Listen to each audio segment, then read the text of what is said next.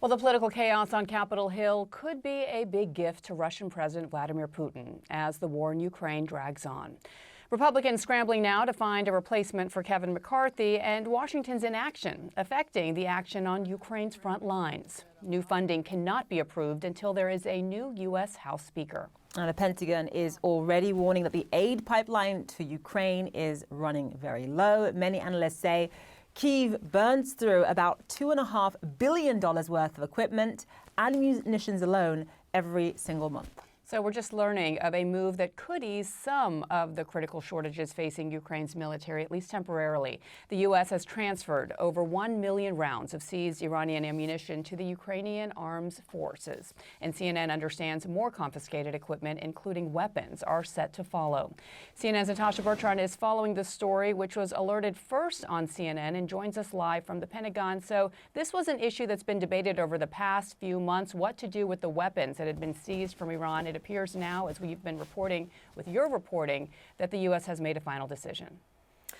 That's right, Bianna. So over the last several months, they have been trying to find a legal pathway to do this, and the Justice Department has been working with the Pentagon and the White House to figure out how they can take these seized weapons that they have seized from Iranian shipments going to Yemen to support the Houthis there, and use them to support Ukraine, because obviously Ukraine is facing pretty critical ammunition and weapons shortages at this time. Now they have apparently figured out a way, which is through civil forfeiture. Essentially, the Justice Department has taken control over these seized weapons and ammunition, and that allows the U.S. to use them as they see fit. And so what we're seeing now is that that process has already begun. The U.S. already transferred over 1 million rounds of that seized Iranian ammunition to the Ukrainians on Monday, and it is our understanding that that is only the beginning. The U.S. has seized thousands and thousands of assault rifles and other weapons and equipment from the Iranians over the last several months as part of a broader campaign to interdict the Iranian smuggling network that is going to Yemen and fueling the war there. So instead of just keeping these weapons in storage, the U.S. Has taken the advice of many advocates who say, look, Ukraine could really use these. And I think that, it's important for the symbolism as well, because as you know, Iran and Russia have a partnership, and Iran has been helping Russia in its war in Ukraine, sending them drones and other equipment. So this could really drive a wedge between the two countries now that Iranian equipment and ammunition will start showing up on the battlefield in Ukrainian hands. Bianna, Zain. But no doubt a relief for Ukraine, as any additional aid is warranted and very welcomed for them at this point. I want to get you to weigh in on longer term, Natasha, what this means given what's happening in Washington for continued aid to Ukraine. We're just getting an alert that Jim Jordan, who said that he is running for Speaker, would oppose an aid package for Ukraine. This is something that I know Ukrainian leadership had been alarmed about, as well as other U.S. allies. Now it seems to be a real pressing issue in Washington as well.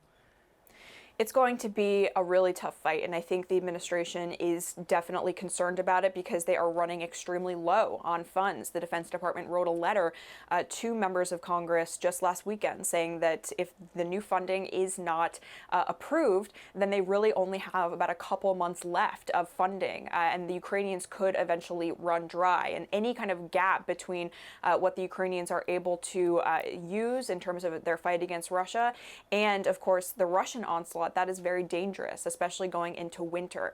And so one of the big things the administration, of course, is going to be looking at is amongst these candidates for House Speaker, are they pro-Ukrainian? Are they in favor of supporting the additional support to the Ukrainians?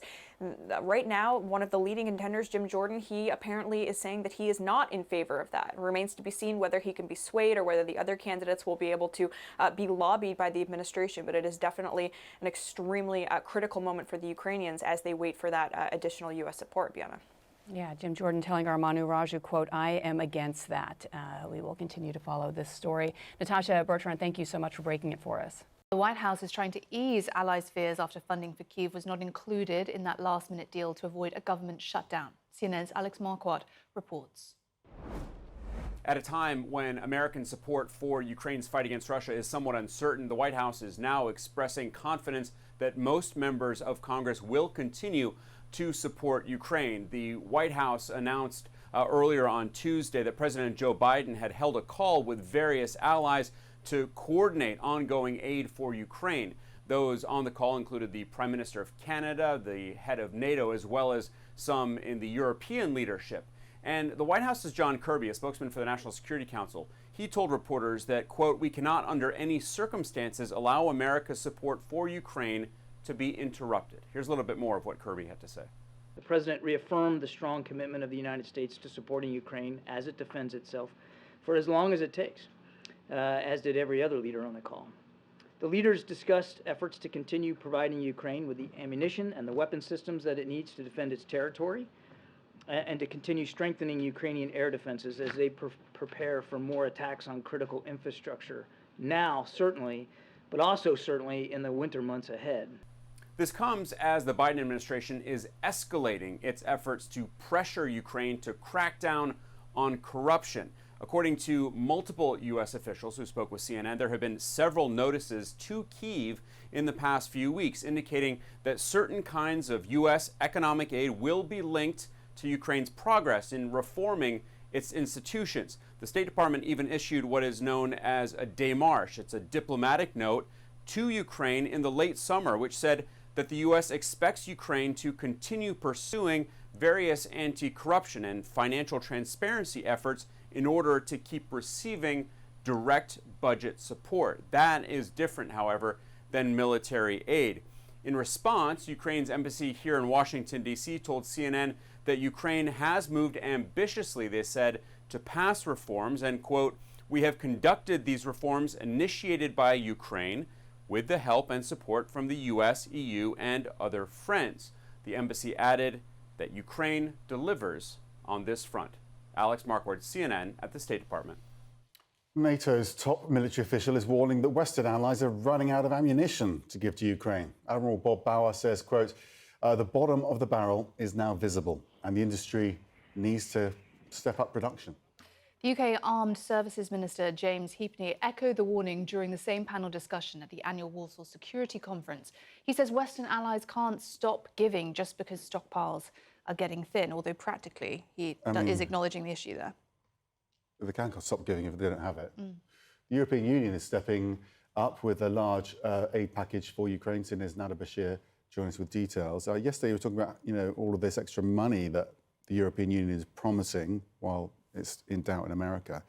But now we're literally talking about not enough equipment being around to send to Ukraine. Absolutely. And in the midst of this conversation, we are seeing the EU trying to put forward this image that they are stepping up to that challenge, that they will be backing Ukraine for the long run. And of course, this is set to be a lengthy counter-offensive, and these concerns around weapon shortages amongst NATO allies in terms of the supplies being offered to Ukraine is a huge issue. We know that the Ukrainian armed forces is heavily reliant on that support, on that funding, and particularly when it comes to ammunition on its Western NATO allies. And we heard yesterday from EU lawmakers adopting now a multi-year funding package for Ukraine set to take place over 4 years, worth up to $52 billion.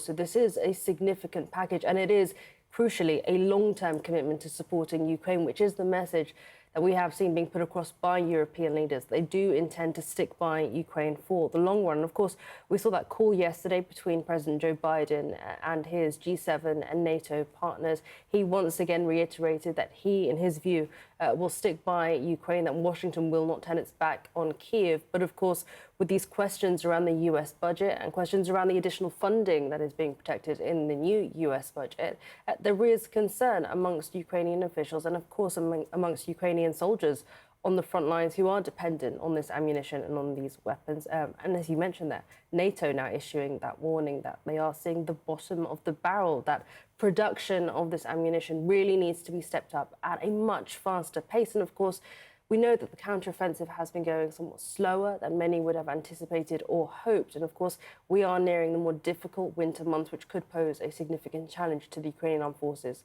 on the front line. So this is a huge concern. But as far as the European Union is concerned, as far as EU leaders are concerned, they intend to stick by Ukraine. And what we're seeing is a boost in funding and also a boost in the indications that they are hopeful Ukraine will move towards gaining EU membership in the future. OK, Nader, thank you.